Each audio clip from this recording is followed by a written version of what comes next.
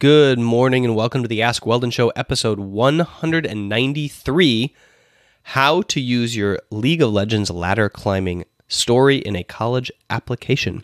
Today we have three really interesting questions, and they're all themed kind of about college applications, college application to esport, meaning like how does my college degree apply to esport? And the last one has nothing to do with that at all. So we'll get into what that is, and it will be a little bit of a surprise for you at the end of the show. But again, just as yesterday, we only have three questions today, so we can have a nice, fast show. I'm testing a little bit lower length, and also I want the questions to last longer, and I need you guys to call those questions into Anchor, anchor.fm/Weldon Green, because we need more questions for the show, and you guys are the lifeblood, the oxygen of a Q&A show, so I expect big things from you.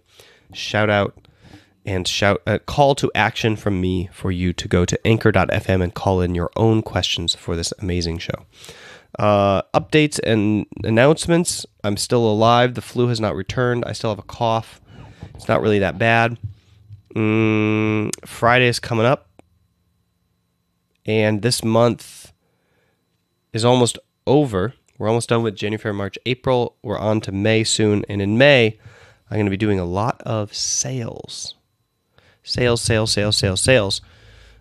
that I'm going to be doing a lot of B2B sales and try to sell myself to teams as a workshop clinician and conferences as a speaker. So if you have any leads or help for that, if you have any connections with Overwatch teams, etc., please help me out. I need to drum up revenue so that I can finish this app and feed the family, obviously, pay the mortgage, etc., those kinds of things. So without further ado, let's jump into the show.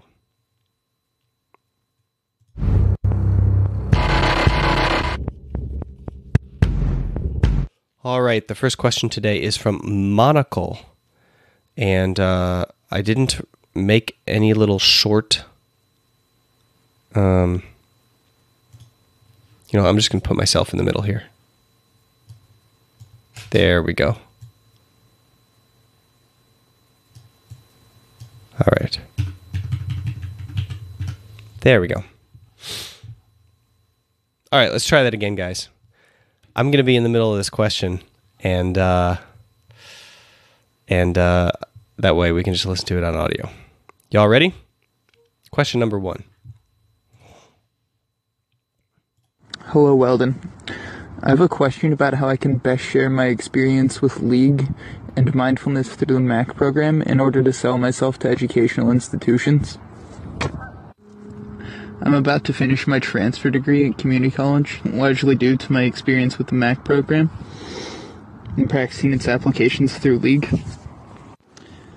Now that I am applying to transfer to larger universities, my question is, how should I best go about framing this journey in order to convince someone of my value?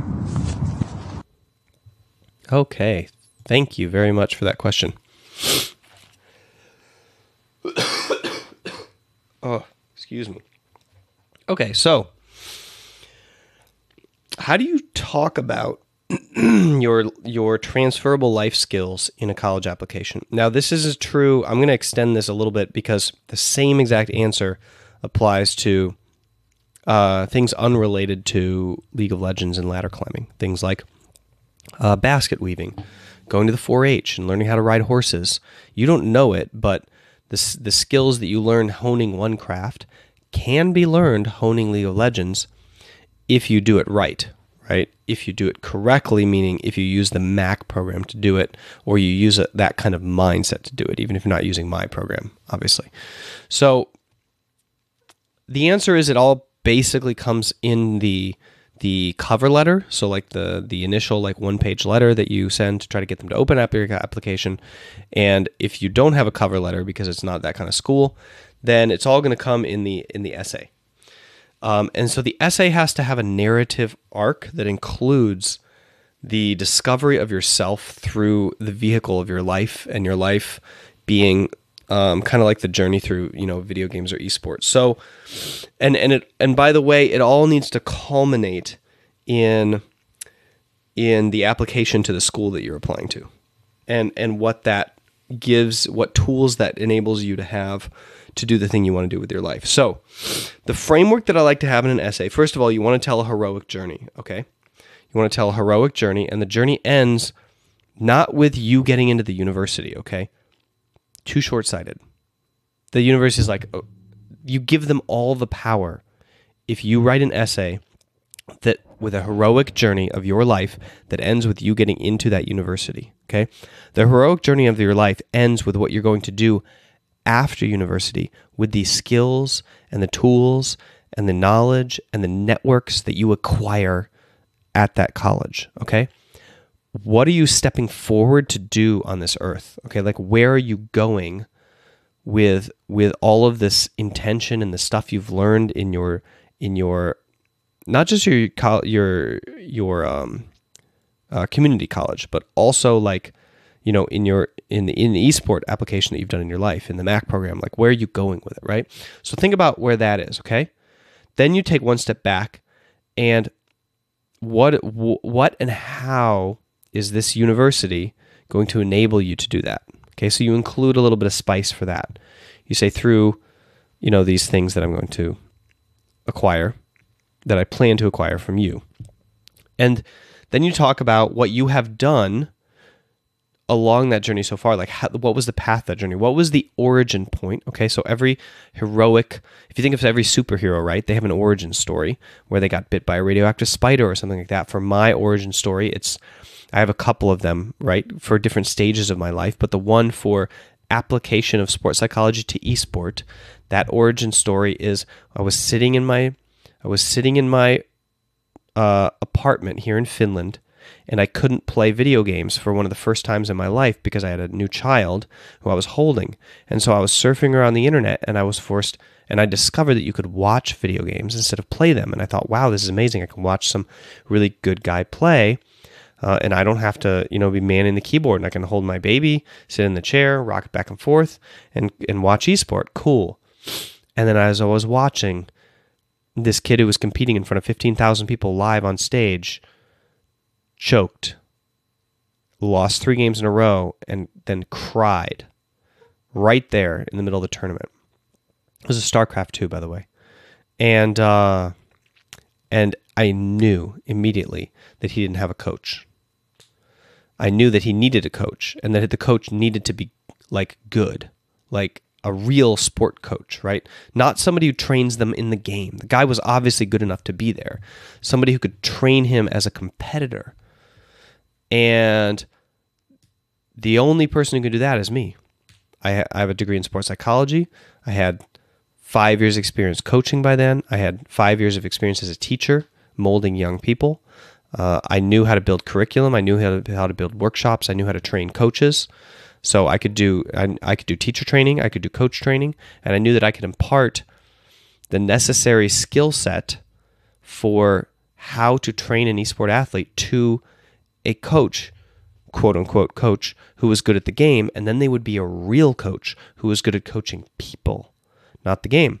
And so that was the start of my heroic journey. The first thing I needed to do was go after that, and I needed to learn how it is that sports psychology works in esports. So I had to invent the field of esports psychology and go and do self-research, kind of. And for that, I had to work with pro teams so that I could work with the highest competitors in the world. And so I started building my brand, and I started coaching amateurs, and then I started coaching pros, and then I started testing ideas, and then I kept reading and investigating and writing articles of things I wanted to test, and then I would try them out on an athlete, and then they would work, and then I would discover new things. And then stage 2 was I started building a curriculum and trying to put together a team to train coaches. And then I started training materials, and then I started making videos, and then I started working with people. And then it was all ready, and I needed an investor, and I put the story together, and I went out and I got an investor. Kind of like a college application. I was like, this is what I'm going to do. This is the heroic journey that led me up to that point. You're the tool that's going to enable me to be awesome and change the world. And I choose you. And you choose the university. They don't choose you.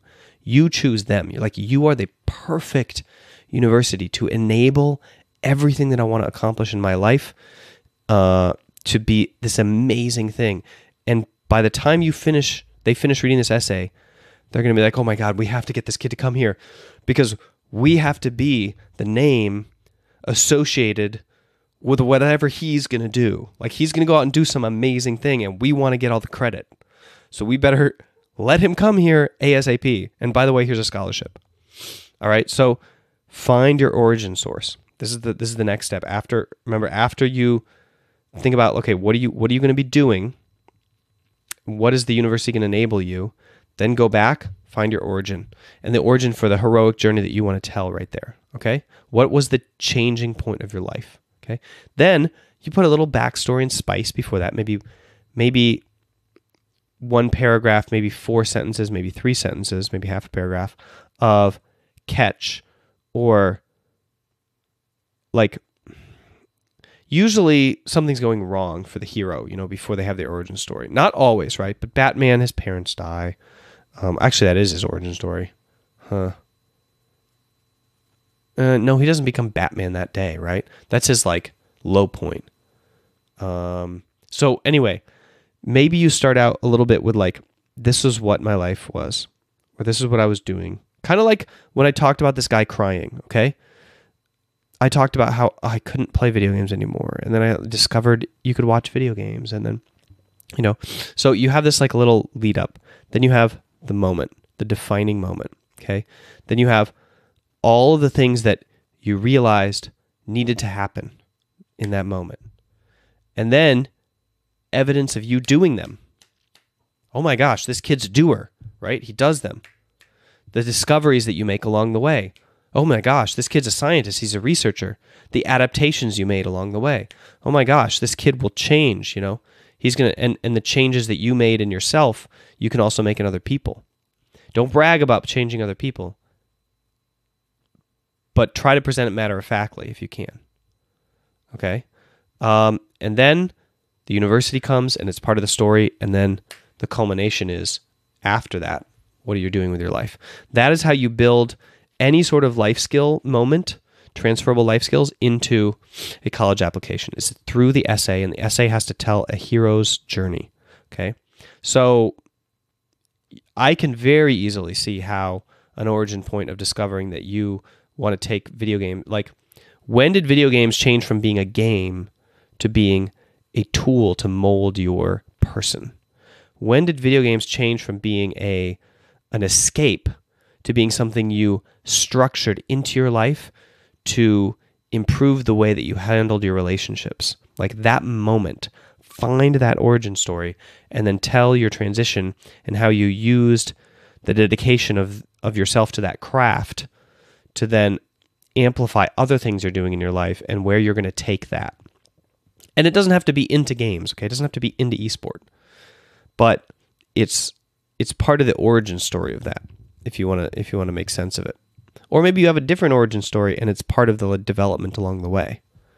That's a harder sell because it takes a lot of background to like explain what video games, all of a sudden esport, and then what's the Mac program, right? So you kind of have to dedicate a significant paragraph to this whole thing, and if it's a whole paragraph, then it's kind of like a pretty important part of a 2-page essay. But I think you could pull it off. Then after you finish your essay, set it down. First of all, overwrite. Okay, like make it a 4-page essay. Probably you're gonna write for like 6 pages if you're really into this story. Then set it down. Then hand it over to your friends. Okay, not your parents, not your mentors. Yes, maybe one of your mentors, okay? But hand it over to your friends who are really good writers. Like in your English class, go pick out like, the teacher's pet girl who you're kind of friends with, or boy who like always is getting an A+ in everything and has an apple and sitting in the front of the desk and they have the glasses and like, that they're writing poetry all the time. Like bring it to them and have them help edit, be like, I'm telling a story. I need your help with this story. Where does this story come through? What are the epic moments that are very emotional? What are the moments that like where you're reading and you're like, this is boring, and if you were a novel, you would just like flip the page and like skim. Oh, look, a fight. And you start reading it. Like, you want to find those sentences. So you need somebody who sits there and reads novels all day and flips through the boring parts and just reads the exciting parts, and who's a friend that you can rely on to like murder your words and like red ink. Okay, this sentence. And they're not editing your grammar. They're not editing your prose. You're just like, read this and tell me where the story is. And they're circling like, this sentence made me cry. And these 3 sentences I didn't even read, And then you trim it down to that, and then you improve it, and then you turn it over to a mentor who then helps you a little bit maybe with the structure or whatever. And that is how you create the award-winning application. You can tell that I've helped a lot of students through this process. Okay, anyway, that's the answer to your question, definitively. And I hope that it's helpful. Let's jump into question number 2. Danny asks about his career.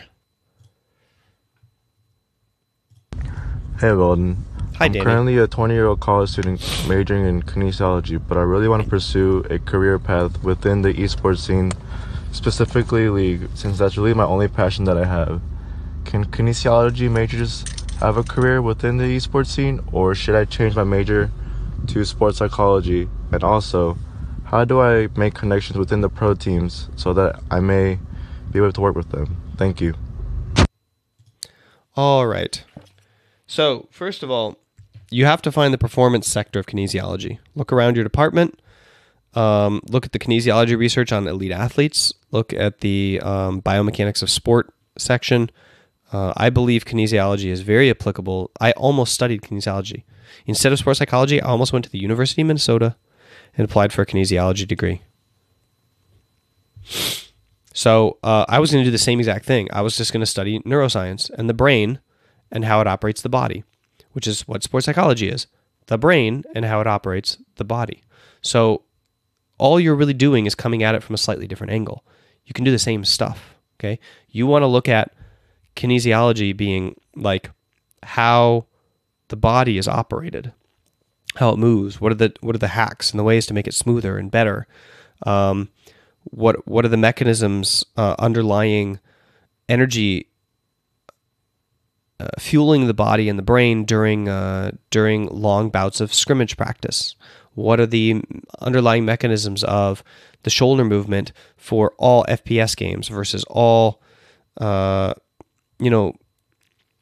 games, and how can I recommend that people move their arms and their mouse? What are the underlying mechanisms for reacting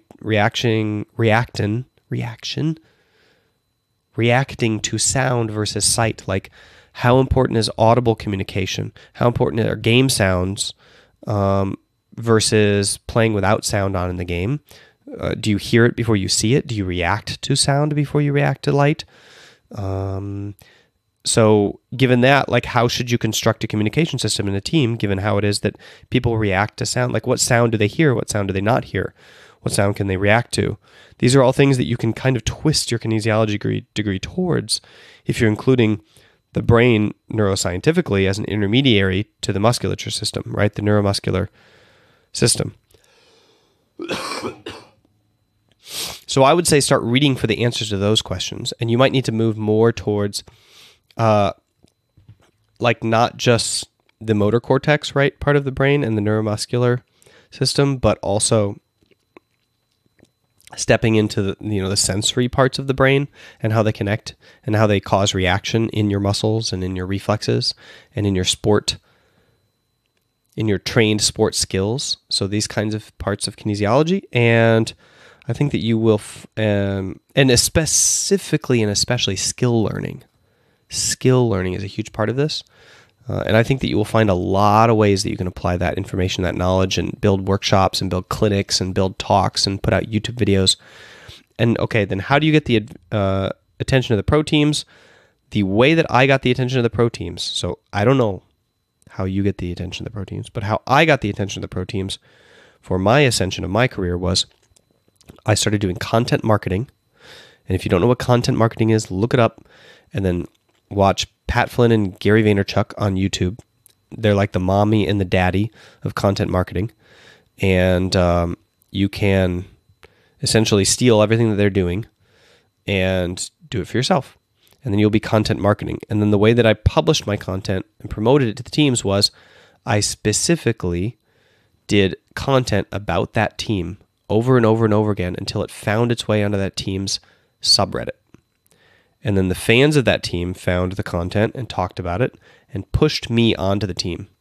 Like they tweeted at the owners nonstop, and they brought it up in the subreddit all the time.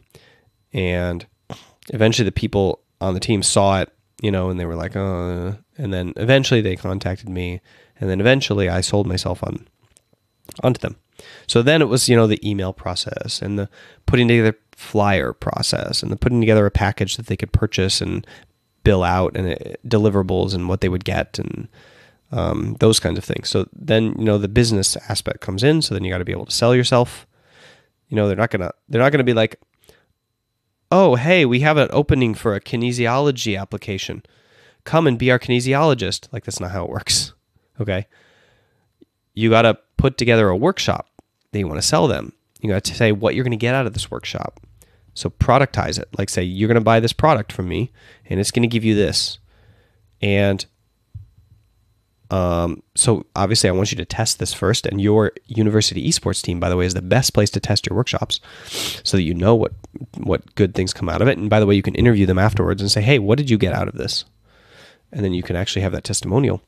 And then you sell that to the esport team, and then they buy it, and you go there and you do it. Done. Okay, I solved your career. Let's finish this program. Before we finish today's episode, I want to recommend my own program, which I tested with all sorts of amateur athletes and all sorts of amateur teams and all sorts of pro teams. And the results are what I got. Well, I won 4 championships. And my very first championship, so CLG, right? Hadn't won anything for a long time. 5, 6, 7 years. 5 years. Just losing. And they're in the middle of another losing season. I think they even went to relegations, and they hire me. I come in the off season between 2015 spring and summer split. And yeah, I'm not sure that was their relegation. I think it might have been 2014 fall split that was relegations, and then in the spring they just finished really badly. They get rid of Link and Dexter, and they bring on Smithy and Pobelter. And I do a 9-week workshop series with the team, this exact program, the Mindfulness Acceptance Commitment Program.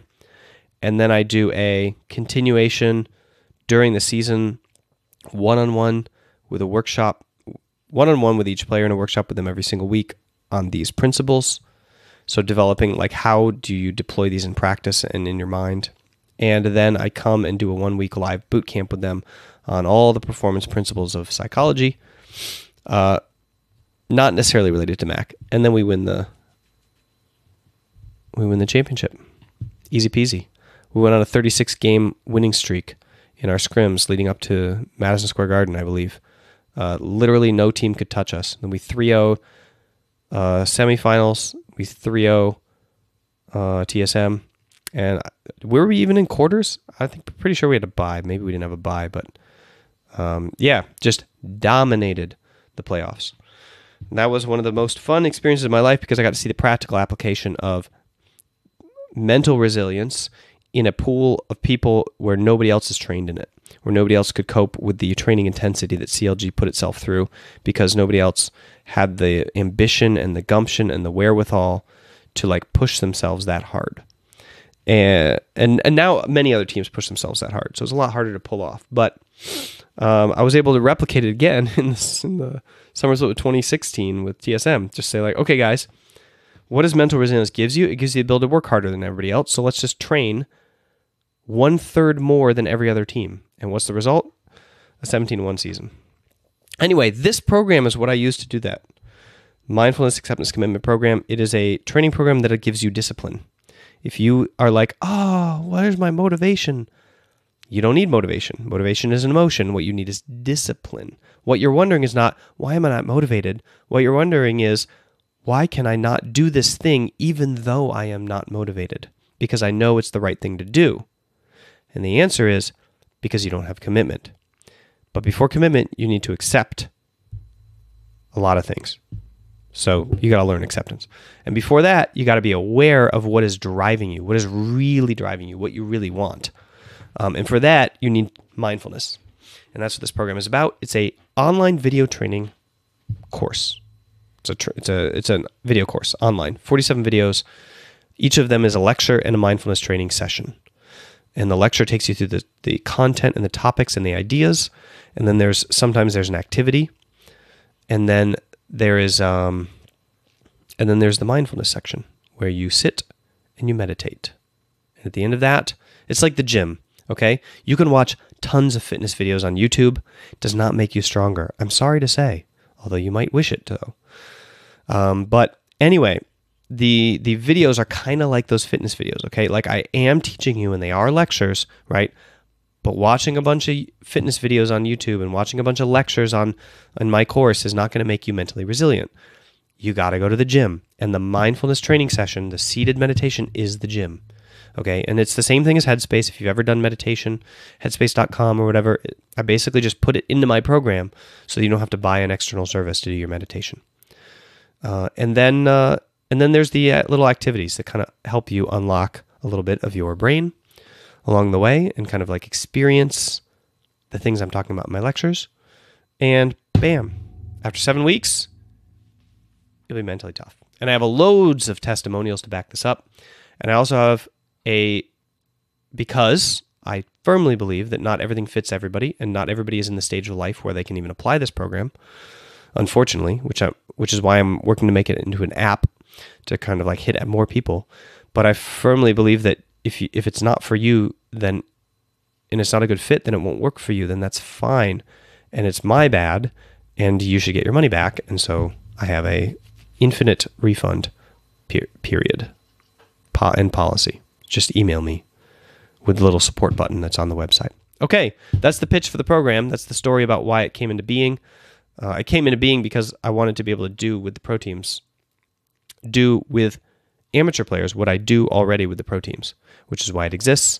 And it's $30, and you can use the code AskWeldon when you check out to get a $5 discount. And then I know that you came from YouTube or Twitch to check it out. So that is the Mac program. All right, moving on to the final question, everybody.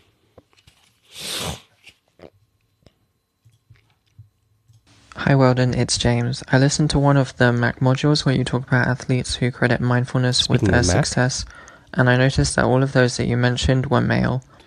I was wondering if you had any thoughts on why this might be. There may of course be some bias in terms of male athletes tending to be more visible in the media, but I was just wondering if you think there are any more reasons for this trend. For instance, do you think that perhaps men on average suffer more without mindfulness than women do for some biological or cultural reasons, and therefore they feel the need to speak out more about mindfulness? Thanks. Okay, James. First of all, very interesting question, and thanks for plugging my program. And I'm glad that you're already so far to get to that session. And for reference for everybody else, there's a session where I'm explaining, I'm selling mindfulness to you, the watcher of the lecture, and I'm using stories from sport to do so. Stories from really exceptional athletes throughout history who have done amazing things with their bodies and who don't credit mindfulness but practice mindfulness. Some of them credit mindfulness, like Derek Jeter, and some of them just do mindfulness, and it's part and parcel of who they are, and have done meditation training. And the answer to James's question is no. There were tons of female stories as well. I just picked the biggest, like, global superstar male athletes that I could because I am selling this program all over the world, and it's already hard enough to find universal athletes when I'm not using football. Like, if I'm not using football athletes, it's hard to talk to Europeans. And if I'm not using like NBA athletes, or football stars, then it's harder to talk to Europeans. Or sorry, it's harder to talk to Americans. American football, not European football. By the way, I was talking about soccer, but oh my gosh, this is getting confusing. Anyway, the point is, I had to pick really big names. So I just shuffled everybody else under the rug, but there's tons of other stories. And when I remake it, I'll be much more diverse in terms of my selection because I feel like mindfulness is much more accepted now than it was 2 years ago. It's heard about now, and I have my reputation as a highly successful esport coach to rely on. So I don't need to rely so much on stories of other athletes. When I was making this program, you have to remember, it was back in 2013 when I started. So like I didn't have any 4 championship trophies to hoist up and say, this is why you should meditate. And everybody go, okay, I'll do it. I didn't have LCS players messaging me and saying, hey, I got into the LCS. I found your program and I used it and I trained and then I got onto an LCS team. I didn't have that kind of efficacy to point to and say like, hey guys, you can meditate if you want to be an LCS player and it'll help you beat the competition. So now I can do that, and now I don't need to worry so much about like branding on the athletes, and now I can choose a better mix, a gender mix of stories, which I'm very excited about because there'll be people that people don't know, right? So I'll have to tell that athlete's story instead of just say their name. When I say Michael Jordan, everybody knows who that is. So I used those kind of names. All right. That's the end of the show, guys. Thanks for tuning in. Come check us out live on Twitch, twitch.tv/mygamesweldon, because this show continues. It doesn't stop. When I hit the stop recording button in a couple seconds here, I'm looking at it. The show's going to keep going on Twitch. People are going to be asking questions in chat, and I'm going to be answering them, and we're going to be digging in, meaning that like you get to ask a question, hear the answer, ask the follow-up, hear the answer, dig in more, go back and forth, disagree, and all this amazing stuff. And it's not limited to esport, okay? You can talk about life. We can come in with relationships. You can come in with any question at all, and we can psychologize the heck out of it and turn you into a high performer in your life or in your endeavor, in your hobby, or in your craft, or in whatever it is you want to do. So come join us on Twitch right now.